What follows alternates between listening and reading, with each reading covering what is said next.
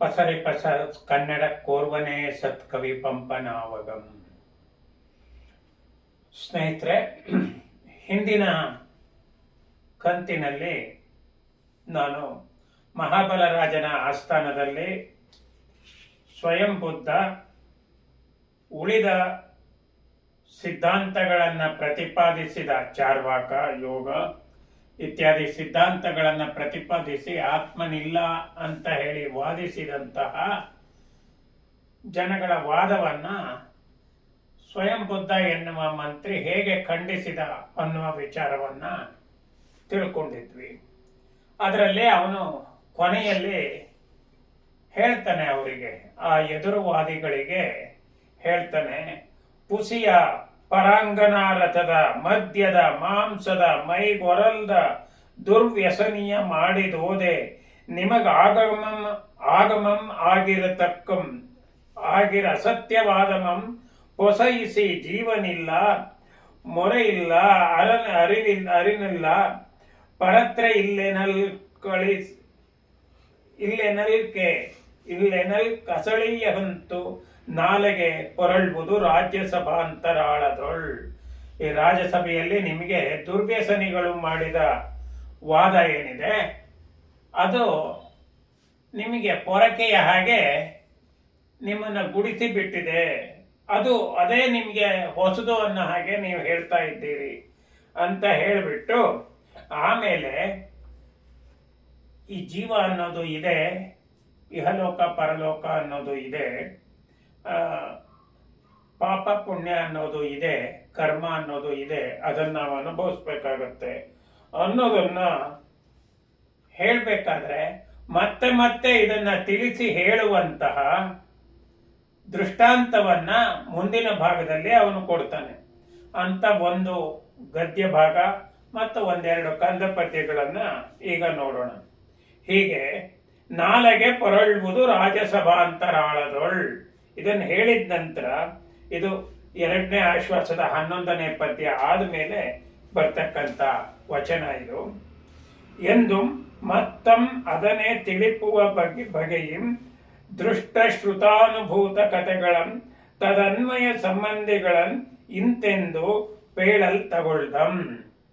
ಹೀಗೆ ಮೇಲೆ ಹೇಳಿದ ಹಾಗೆ, ಅಂದ್ರೆ ಪುಸಿಯ ಪರಾಂಗನಾರಥದ ಮದ್ಯದ ಮಾಂಸದ ಮೈಗೊರಲ್ದ ಅದನ್ನೇನು ಹೇಳ್ದ,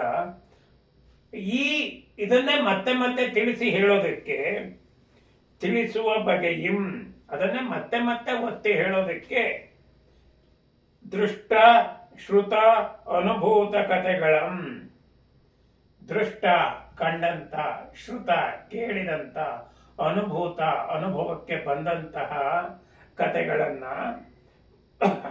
ಮತ್ತೆ ಮತ್ತೆ ಹೇಳೋದಕ್ಕೆ ಅವನು ಶುರು ಮಾಡ್ತಾನೆ. ಸ್ವಯಂ ಬುದ್ಧ ಪೇಳಲ್ ತಗೊಳ್ದಂ, ಹೇಳೋದಕ್ಕೆ ಆರಂಭಿಸ್ತಾನೆ. ಈತನ ಸಂತತಿಯೊಳ್, ಇವನ ಸಂತತಿಯಲ್ಲೇನೆ ಅವನೀಗ ಹೇಳ್ತಕ್ಕಂಥ ದೃಷ್ಟಾಂತ ಇದು ಒಂದು ಪ್ರಬಲವಾದಂತ ಉದಾಹರಣೆ. ಈತನ ಅಂದ್ರೆ ದೊರೆ ಮಹಾಬಲರಾಜನ. ಈತನ ಸಂತತಿಯೊಳ್ ಅರವಿಂದನೆಂಬನ್ ಅಂಬರಚರಂ ನಿಜ ವಿಜಯಿ ಎಂಬಳಿಗೆ ಪುಟ್ಟಿದ ಹರಿಶ್ಚಂದ್ರ ಕಡುವಿಂದರೆಂಬ ನಿಜಾತ್ಮತನೂಜರೊಡನೆ ಖೇಚರ ಗೋಚರ ವಿಭವಮನ್ ಅನುಭವಿಸಿ ಬಹ್ವಾರಂಭ ಸಂರಂಭ ರೌದ್ರಧ್ಯಾನ ಪರಿಣಿತನ್ ಉಪಾರ್ಜಿತ ನರಕಾಯುಷ್ಯಂ ಪ್ರತ್ಯಾಸನ್ನ ಮೃತ್ಯುವಾಗಿ. ಈತನ ವಂಶದಲ್ಲಿ, ಈ ಮಹಾಬಲ ರಾಜ್ಯನ ವಂಶದಲ್ಲೇನೆ ಹಿಂದೆ ಅರವಿಂದ ಅಂತಕ್ಕಂಥ ಒಬ್ಬ ಇದ್ದ. ಆತ ವಿದ್ಯಾಧರ ದೊರೆಯಾಗಿದ್ದ. ಖೇಚರನ್ ಅರವಿಂದನೆಂಬನಂ ಅಂಬರಚರಂ ಆಕಾಶದಲ್ಲಿ ಸಂಚರಿಸ್ತಕ್ಕಂಥವನು. ಅವರಿಗೆ ಜೈನ ಪುರಾಣಗಳಲ್ಲಿ ಖೇಚರರು ಅಂತ ಕರೆದಿದ್ದಾರೆ. ಸ್ವರ್ಗದಲ್ಲಿರ್ತಕ್ಕಂಥ ಜೀವಿಗಳಲ್ಲೂ ಕೂಡ ಅನೇಕ ವರ್ಗಗಳಿದ್ದಾವೆ. ಖೇಚರರು, ವಿದ್ಯಾಧರರು, ಅವರು ಹೀಗೆಲ್ಲ ಇದ್ದಾರೆ. ಅಹಮೀಂದ್ರರು, ಇವರೆಲ್ಲ ಇದ್ದಾರೆ. ಇವರ ಕ್ಲಾಸಸ್, ವರ್ಗಗಳು ಬೇರೆ ಬೇರೆ ಇರುತ್ತೆ. ಅದ್ರದ್ದು ವಿವರಣೆ ಎಲ್ಲ ಬರುತ್ತೆ ಅದರಲ್ಲಿ.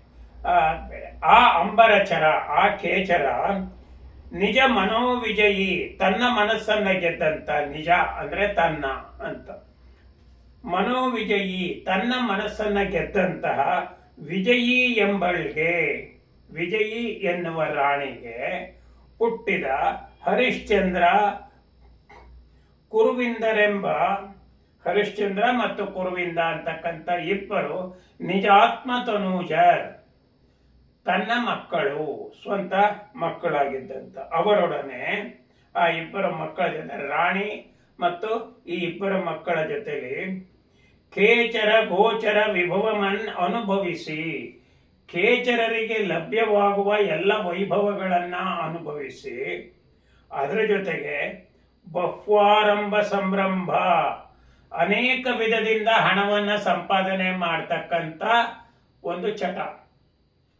ಅದರಲ್ಲಿ ಉದ್ಯುಕ್ತನಾಗಿರ್ತಕ್ಕಂಥದ್ದು.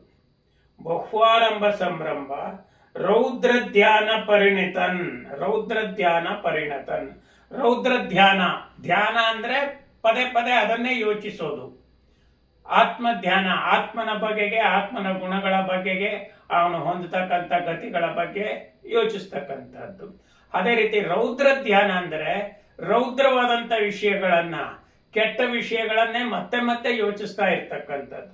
ರೌದ್ರ ಧ್ಯಾನ ಪರಿಣತನ್, ಆ ರೀತಿ ಕೆಟ್ಟ ಯೋಚನೆಗಳಲ್ಲೇ ಪರಿಣತನಾದವನಾಗಿ, ಅಂದ್ರೆ ಯಾವಾಗ್ಲೂ ಅಷ್ಟೆಲ್ಲ ವೈಭವ ಇದ್ರೂ ಕೂಡ ಅವನು ಅದರಿಂದ ತೃಪ್ತನಾಗದೆ ಬೇರೆ ಬೇರೆ ರೀತಿಯ ಕೆಟ್ಟ ಯೋಚನೆಗಳಲ್ಲೇ ಪರಿಣತನಾದವನಾಗಿ, ಅದರಲ್ಲೇ ಎಕ್ಸ್ಪರ್ಟ್ ಆದವನಾಗಿ,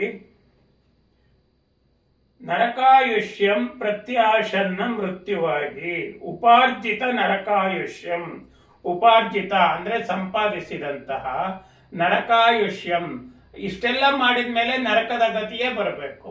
ಆದ್ರಿಂದ ನರಕ ಗತಿಯನ್ನ, ನರಕದಲ್ಲೇ ಆಯಸ್ಸನ್ನ ಪಡಿತಕ್ಕಂಥದನ್ನ, ಯೋಗವನ್ನ ಸಂಪಾದಿಸಿ, ಹೀಗೆ ನರಕಾಯುಷ್ಯವನ್ನ ಸಂಪಾದಿಸಿಬಿಟ್ಟು ಪ್ರತ್ಯಾಸನ್ನ ಮೃತ್ಯುವಾಗಿ, ಮೃತ್ಯು ಸಮೀಪಿಸಿದಂಥವನಾಗಿ, ಅಂದ್ರೆ ಅವನ ಕೊನೆಗಾಲ ಬಂದಿದೆ. ಹಾಗೆ ಬಂದಾಗ ಇಲ್ಲಿ ಇನ್ನೊಂದು ಬರುತ್ತೆ, ರೌದ್ರ ಧ್ಯಾನ ಅಂತ ಬರುತ್ತೆ. ರೌದ್ರ ಧ್ಯಾನದಲ್ಲಿ 4 ವಿಧ ಜೈನ ಸಿದ್ಧಾಂತದ ಪ್ರಕಾರ. ಈ ಕೆಟ್ಟದ್ದನ್ನ ಬಯಸುವ ಧ್ಯಾನ ಏನಿದೆ, ಆಲೋಚನೆಗಳೇನಿದೆ, ಇದರಲ್ಲಿ 4 ವಿಧ. ಒಂದು ಹಿಂಸಾನಂದ. ಹಿಂಸಾನಂದ ಅಂದ್ರೆ ಇನ್ನೊಬ್ಬರಿಗೆ, ಇನ್ನೊಂದು ಜೀವಕ್ಕೆ ಹಿಂಸೆ ಮಾಡೋದ್ರಲ್ಲೇ ಸಂತೋಷ ಪಡ್ತಕ್ಕಂಥದ್ದು, ಅದು ಒಂದು ಬಗೆಯ ರೌದ್ರ ಧ್ಯಾನ. ಇನ್ನೊಂದು ಮೃಷಾನಂದ, ಅಂದ್ರೆ ಸುಳ್ಳು ಹೇಳಿ ಸಂತೋಷ ಪಡ್ತಕ್ಕಂಥದ್ದು, ಅದರಿಂದ ಯಾರಿಗೆ ಏನು ಜಗಳ ಆಗುತ್ತೋ, ಯಾವ ಮನೆ ಒಡೆಯುತ್ತೋ ಅದನ್ನು ಇವ್ರು ಯೋಚನೆ ಮಾಡೋದಿಲ್ಲ. ಇನ್ನೊಂದು ಸ್ಥೇಯಾನಂದ, ಸ್ಥೇಯ ಅಂದ್ರೆ ಕಳ್ಳತನ, ಅಸ್ಥೇಯ ಅಂದ್ರೆ ಕಳ್ಳತನ ಮಾಡದೇ ಇರ್ತಕ್ಕಂಥದ್ದು. ಸೊ ಸ್ಥೇಯಾನಂದ, ಕಳ್ಳತನ ಮಾಡೋದ್ರಲ್ಲಿ ಸಂತೋಷ ಕಾಣ್ತಕ್ಕಂಥದ್ದು. ಮತ್ತೊಂದು ಪರಿಗ್ರಹಾನಂದ, ಅಗತ್ಯಕ್ಕಿಂತಲೂ ಹೆಚ್ಚು ವಸ್ತುಗಳನ್ನು ಸಂಪಾದಿಸಿ ಸಂಗ್ರಹಿಸಿ ಇಟ್ಕೊಳ್ಳೋದ್ರಲ್ಲೇ ಖುಷಿ ಕಾಣ್ತಕ್ಕಂಥ. ಈ ರೀತಿ ಈ ರೌದ್ರ ಧ್ಯಾನದಲ್ಲಿ 4 ಬಗೆ ಅಂತ ಹೇಳ್ತಾರೆ. ಹೀಗೆ ಈ ರೌದ್ರ ಧ್ಯಾನದಿಂದಾಗಿ ನರಕಾಯುಷ್ಯವನ್ನು ಸಂಪಾದಿಸಿ ಬಿಟ್ಟಿರ್ತಾನೆ ಅವನಾಗ್ಲೇನೆ, ನರಕಗತಿ ಕಟ್ಟಿಟ್ಟ ಬುತ್ತಿ ಆಗಿರುತ್ತೆ, ಅವನಿಗೆ ಮೃತ್ಯುಕಾಲ ಸನ್ನಿಹಿತವಾಗಿರುತ್ತೆ. ಹೀಗಾದಾಗ ಅವನ ಸ್ಥಿತಿ ಏನಾಗಿರುತ್ತೆ, ಅವನ ಸ್ಥಿತಿ ಹೇಗಿರುತ್ತೆ ಅಂದ್ರೆ, ಉರಿ ಅಳುರ್ವಂತೆ ಅತಿ ದಾಹ ಜ್ವರ ಮಳ್ಳುರೆ ಪೊರಳ್ದು ನಾಡೆಯುಂ ಕೊರಗಿದ ನಂದರವಿಂದಂ. ಹೀಗೆ ಅವನ ಸ್ಥಿತಿ ಎಲ್ಲಿ ಬಂದಿತ್ತು ಅಂತಂದ್ರೆ, ಉರಿ ಅಳುರುವಂತೆ ಅಂದ್ರೆ ಉರಿಯು ವ್ಯಾಪಿಸಿಕೊಳ್ಳುವಂತೆ, ಮೈಯನ್ನೆಲ್ಲ ಉರಿ ಸುತ್ತಕೊಂಡು ವ್ಯಾಪಿಸಿಕೊಂಡಿರುವ ಹಾಗೆ, ಅತಿದಾಹ ಜ್ವರಂ, ಅತಿದಾಹ ಜ್ವರಂ ಸುಡುವಂತಹ ಜ್ವರ, ಮೈ ಸುಡುವಂತಹ ಜ್ವರ ಸೇರ್ಕೊಂಡ್ಮೇಲೆ ಅದು ಆವರಿಸಿಕೊಂಡಿಲ್ಲ, ಅಳುರೆ ಜ್ವರಂ, ಅತಿದಾಹ ಜ್ವರಂ ಅಳುರೆ, ತುಂಬ ಸುಡುವಂತಹ ಜ್ವರ ವ್ಯಾಪಿಸಿಕೊಂಡಿರಲು, ಆವರಿಸಿಕೊಂಡಿರಲು. ಪೊರಳ್ದು ಅಂದ್ರೆ ಹೊರಳಾಡಿ, ನಾಡೆಯುಂ ಹೆಚ್ಚಾಗಿ, ಕೊರಗಿದನ್ ಅವನು ಸಂಕಟ ಪಟ್ಟ, ಅಂದು ಅರವಿಂದಂ ಆಗ ಅರವಿಂದ ತುಂಬಾ ಸಂಕಟ ಪಟ್ಟ. ಹೇಗೆ ಅಂದ್ರೆ ಅದಕ್ಕೊಂದು ಉಪಮೆ ಕೊಡ್ತಾರೆ ಈ ಕಂದ ಪದ್ಯದ 2ನೇ ಭಾಗದಲ್ಲಿ. ಕೊಳದಿಂದಂ ಕರಿಪತಿ ಕಿಳ್ತಕ್ಕೆ ಕೊರಗಿದ ಅರವಿಂದದ ಓಲ್. ಹೇಗೆ ಸಟ್ಟಪಟ್ಟ ಅವನು ಅಂತಂದ್ರೆ, ಕರಿಪತಿ ಗಜರಾಜ ದೊಡ್ಡದಾಗಿರ್ತಕ್ಕಂಥ ಆನೆ ಸಲಗ ಕೊಳದಲ್ಲಿ ಇರ್ತಕ್ಕಂಥ ಅರಳಿರ್ತಕ್ಕಂಥ ಒಂದು ತಾವರೆಯನ್ನ ಕಿತ್ತು ಬಿಸಾಡಿದ್ರೆ ಕಿತ್ತಕ್ಕೆ ಕಿತ್ತಾಕಲು ಕೊರಗಿದ, ಇಲ್ಲಿ ಹೂವು ಕೊರಗಿತು ಅಂದ್ರೆ ಅರ್ಥ ಹೂವು ಒಣಗಿ ಹೋಯಿತು ಅಂತ, ಬಾಡಿ ಹೋಯಿತು ಅಥವಾ ಒಣಗಿ ಹೋಯಿತು ಅಂತ. ಹಾಗೆ ಕೊರಗಿದ ಅರವಿಂದದ ಓಲ್, ಇಲ್ಲಿ ಅರವಿಂದ ಅನ್ನೋದು ರಾಜನ ಹೆಸರು ಹೌದು, ತಾವರೆಗೂ ಕೂಡ ಅರವಿಂದ ಅಂತಾರೆ. ಆದ್ರಿಂದ ಶ್ಲೇಷಾರ್ಥದಲ್ಲಿ ಬಳಸಿದ್ದಾರೆ ಇದನ್ನು, ಆ ಎರಡೂ ಅರ್ಥದಲ್ಲಿ ಇಲ್ಲಿ ಬಳಸಿದ್ದಾರೆ. ಸೊ ಇದರಿಂದ ಕೊಳದಿಂದ ಆನೆ ಒಂದು ತಾವರೆಯನ್ನ ಕಿತ್ತು ಬಿಸಾಡಿದ್ರೆ ಅದು ಹೇಗೆ ಬಾಡಿ ಹೋಗುತ್ತೋ ಆ ರೀತಿ ಮೈಯೆಲ್ಲ ಉರಿಯಿಂದ ಆವರಿಸಿಕೊಂಡಿದ್ದಂತಹ ಅರವಿಂದ ಮಹಾರಾಜ ಆ ಸುಡು ಜ್ವರದಿಂದ ಅವನು ಬಳಲಿದ, ಹೊರಳಾಡಿದ, ಬಳಲಿದ. ಇದ್ರ ಪರಿಣಾಮ ಏನಾಯ್ತು ಮುಂದೆ ಅನ್ನೋದನ್ನ ಇನ್ನೊಮ್ಮೆ ನೋಡೋಣ. ಓಂ ನಮಃ.